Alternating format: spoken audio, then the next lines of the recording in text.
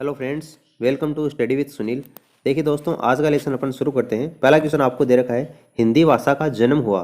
हिंदी भाषा का जन्म कौन सी भाषा से हुआ है, ये आपको बताना है। अपभ्रंश से हुआ है, लौकिक संस्कृत से हुआ है, पाली प्राकृत से हुआ है, या फिर आधुनिक हिंदी से हुआ है।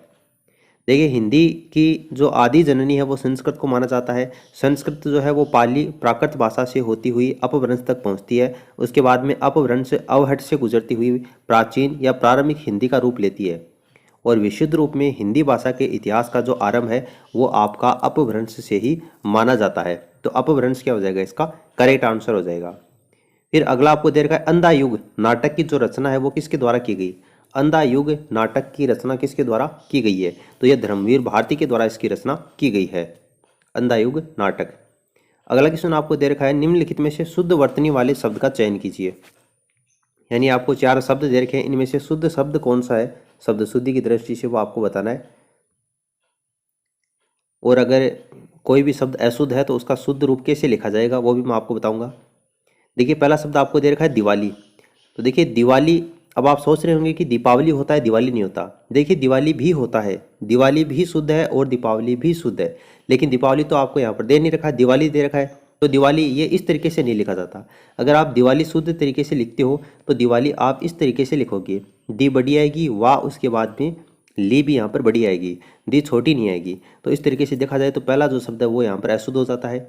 दूसरा आपको रचयिता दे रखा है, तो रचयिता नहीं होता, क्या होता है, रचयिता होता है। ठीक है, जो ई की मात्रा है वो य के ऊपर आती है, च के ऊपर नहीं आती, तो ये भी आपका अशुद्ध हो गया। उसके बाद में आपको दे रखा है ज्योत्सना। तो देखिए, ज्योत्सना नहीं होता, शुद्ध रूप क्या होता है, ज्योत्सना होता है। ठीक है, जयादा आता है, उसके बाद में तय आदा आता है, उसके बाद में स आदा आता है, और उसके बाद में ना, ज्योत्सना होता है। तो ये भी आपका शुद्ध हो गया। इसका मतलब शुद्ध रूप कौन सा हो जाएगा, आपका अमावस्या शब्द हो जाएगा। अमावस्या जो शब्द है वो बिल्कुल शब्द शुद्धि की दृष्टि से सही है, ऑप्शन डी इसका आंसर होगा। इस वाक्य में संज्ञा है। देखिए, इस वाक्य में संज्ञा कौन सी है वो आपको बताना है। एक वाक्य आपको दे रखा है, राम तेज दौड़ता है। राम तेज दौड़ता है, संज्ञा कौन सी है। देखिए, दौड़ना यहाँ पर क्या है, क्रिया है। और संज्ञा किसे कहते हैं, संज्ञा किसी भी व्यक्ति, वस्तु, स्थान या भाव के नाम को क्या कहते हैं, संज्ञा कहते हैं। जैसे श्याम चलता है तो श्याम एक व्यक्ति का नाम है, इसलिए श्याम क्या हो जाएगा, संज्ञा हो जाएगा। उसी तरीके से राम तेज दौड़ता है तो राम एक व्यक्ति का नाम है, इसका मतलब राम क्या हो जाएगा, यहाँ पर एक संज्ञा हो जाएगा। ठीक है, तो ऑप्शन डी क्या हो जाएगा, इसका करेक्ट आंसर होगा।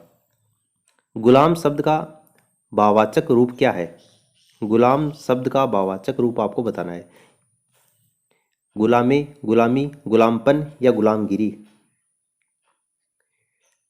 देखिए, कुछ संज्ञाएं ऐसी होती हैं जो कि अपने मूल रूप में ही भाववाचक होती हैं, और उनसे कुछ अन्य रूप भी बनाए जा सकते हैं। जैसे वीर जो है वो भाववाचक संज्ञा है, लेकिन इससे वीरता बनाया जा सकता है। गुलाम शब्द है वो भाववाचक, इसका रूप क्या होगा, गुलामी हो जाएगा। ठीक है, गुलामी हो जाएगा, ऑप्शन सेकंड इसका आंसर होगा। पक्षी उड़ रहे हैं वाक्य में कौन सी क्रिया है। पक्षी उड़ रहे हैं वाक्य में कौन सी क्रिया है, सक्रमक है, अक्रमक है, दोनों ही है, या फिर दोनों ही नहीं है। तो देखिए, दोनों ऑप्शन ये तो गलत हो जाएंगे, इनमें से आपको बताना है। पक्षी उड़ रहे हैं,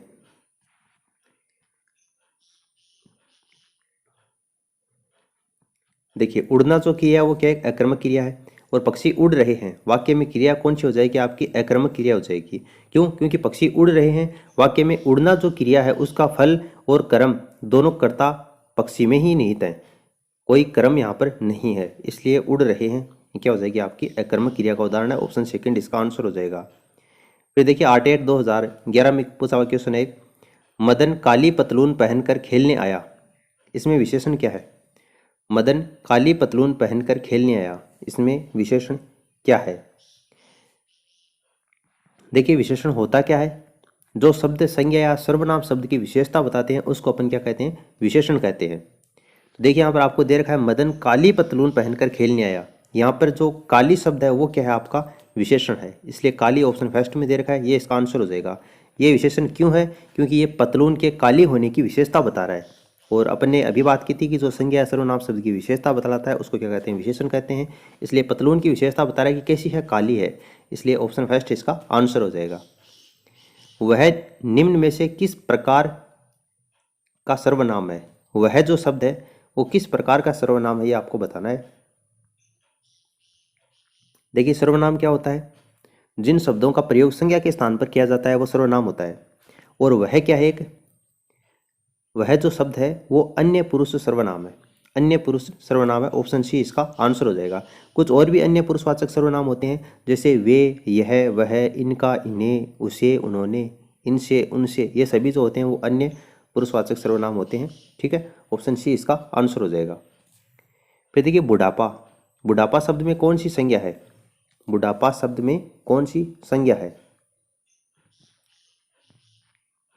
देखिए जो शब्द पदार्थों की अवस्था, पदार्थों के गुण, पदार्थों के दोष, धर्म, दशा, कोई स्वभाव, इनका बोध कराते हैं, वहां पर आपकी कौन सी संज्ञा होती है, भाववाचक संज्ञा होती है। ठीक है, जैसे बुढ़ापा है, मिठास है, बचपन है, तो इनमें क्या हो जाएगी आपकी भाववाचक संज्ञा के ये उदाहरण है।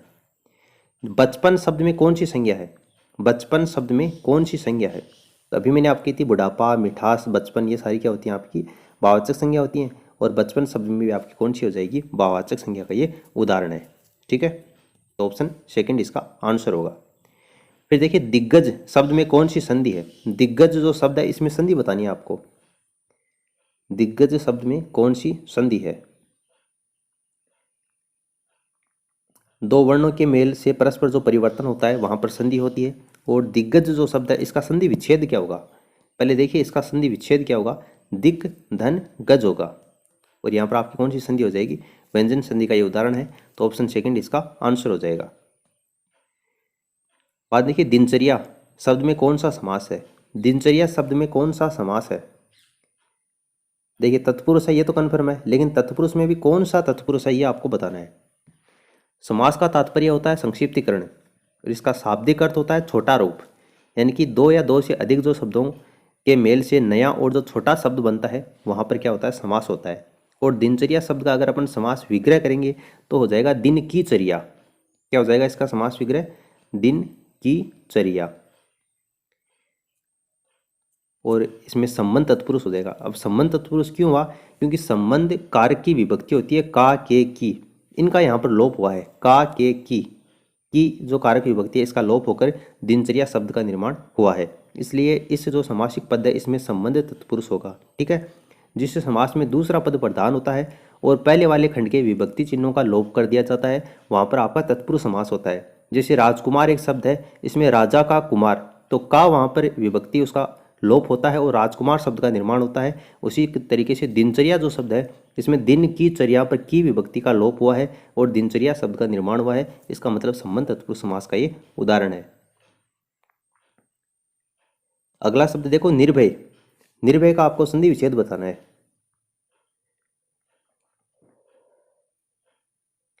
देखिए निर्भय में संधि कौन सी है आपकी, विसर्ग संधि है।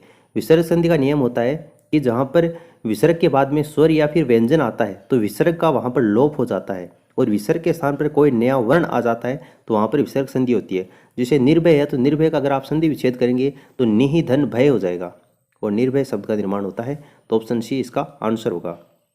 फिर सम्मति, सम्मति शब्द का शुद्ध संधि विच्छेद क्या होगा, सम्मति शब्द का शुद्ध संधि विच्छेद क्या होगा। देखिए दो वर्णों के मेल से परस्पर जो परिवर्तन होता है वहां पर संधि होती है और सम्मति जो शब्द है इसका संधि विच्छेद करेंगे तो क्या हो जाएगा, सम धन मति हो जाएगा। और ये व्यंजन संधि का उदाहरण है। इसका नियम होता है कि जब मैं हलंत के बाद में मैं आता है तो उसके स्थान पर क्या बन जाता है, इसका निर्माण होता है। ठीक है, जैसे उत धन चारण है तो उच्चारण बन जाता है, उसी तरीके से सम धन मति है तो ये सम्मति का निर्माण हो जाता है। ऑप्शन सी इसका आंसर होगा, व्यंजन संधि का ये उदाहरण है। फिर देखिए दशानन, दशानन शब्द में समास कौन सा है, दशानन। देखिए जिसमें दोनों पद अप्रधान होते हैं लेकिन दोनों पद मिलकर किसी तीसरे पद की ओर संकेत करते हैं, वो कौन सा होता है आपका, बहुव्रीहि समास होता है।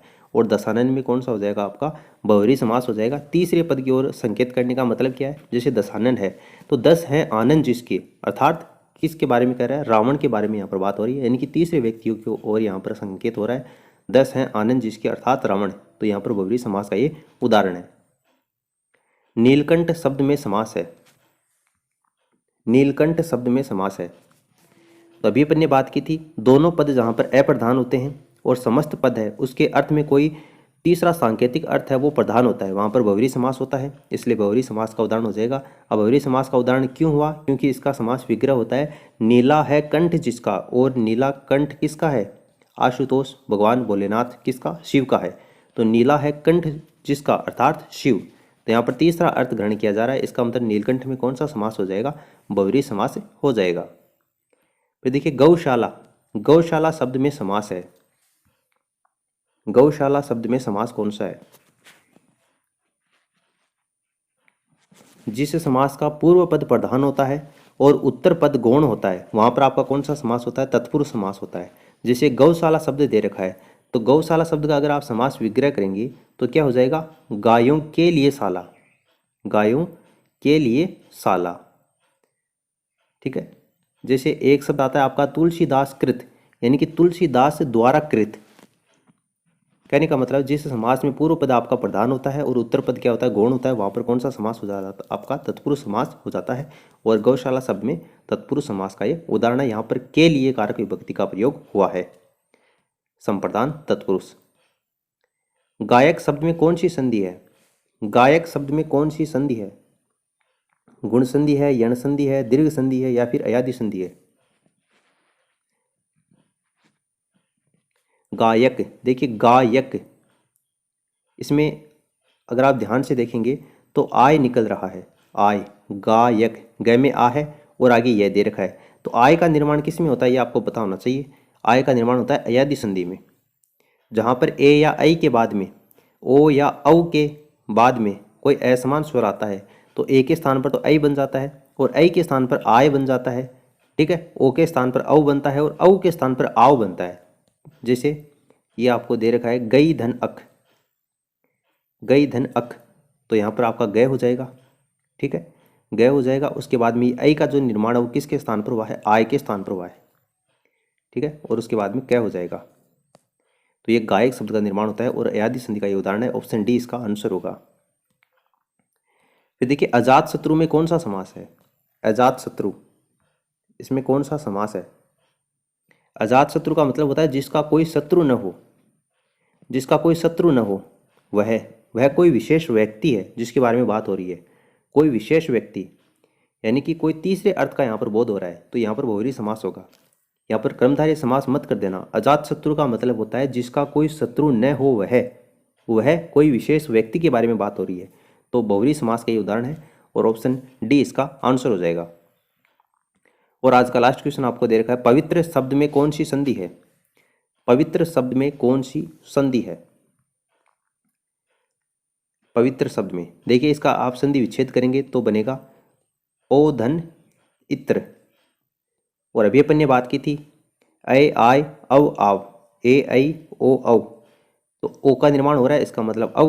और पवित्र में औ शब्द है वो बाहर निकल रहा है। अगर आप ध्यान से इसको देखेंगे तो ये कौन सी संधि का उदाहरण हो जाएगा? आपका अयादि संधि का उदाहरण हो जाएगा। इसका नियम है ओ प्लस ई, तो किसका निर्माण होता है? औ का निर्माण होता है। ठीक है, तो अयादि संधि का ये उदाहरण है। ऑप्शन डी इसका आंसर होगा। फिलहाल इस वीडियो में इतना ही। Thanks for listening. God bless you all.